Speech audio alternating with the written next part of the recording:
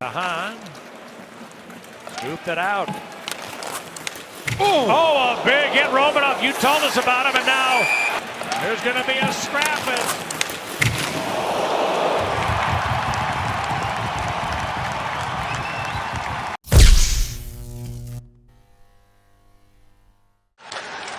Et il est surveillé par deux joueurs, dont Hoffman. Voilà ensuite un tir qui est bloqué. Et là, est-ce qu'il y aura une échappée de Dvorak? La feinte, le tir et le but! Oh, quelle feinte! Quel tir du revers! C'est 4. Regardez bien ce qui va se passer lors de cette rondelle qu'on tente de maintenir en vie. Dvorak et Dauphin qui se donnent en option, mais c'est la bonne décision de la part de Dvorak.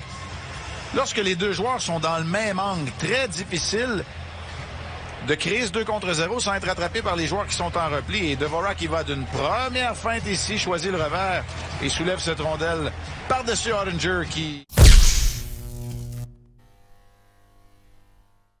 Par Jakob Silfverberg. Voilà Evans qui remet à Pitlick, à Evans. Belle passe, le tir et le but! Superbe jeu! Jake Evans! Et c'est 3-1.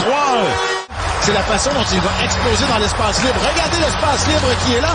Et il se démarque de Drysdale quand même assez facilement en protection de rondelle. Et même en chutant, plonge en tête première, il réussit à soulever cette rondelle.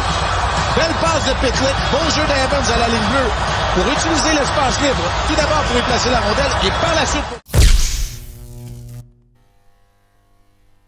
6% pour le tricolore. On passe, Eriksson, et ensuite, quel arrêt! Caden Primo. Un jeu en apparence parfait. Kaprizov tire, et encore Primo qui résiste. Possible. Matthew Boldy va rater cette occasion. Regardez l'arrêt de Caden Primo avec la mitaine. Il est incapable de conserver le disque cependant. Alors, voyons voir comment il se débrouille en échappée 1 contre 1.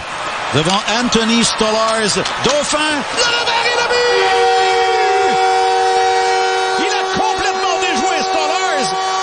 Et c'est un écart d'1 but seulement. Laurent Dauphin. Gros but pour Dauphin. Il en prend large du côté gauche et il attend que Stolarz ouvre les jambières. Parce que Stolarz a bien suivi au tout début sans mordre, mais lorsqu'il est un peu menotté parce qu'il s'est agenouillé, il doit ouvrir l'espace entre les jambières dans la position papillon.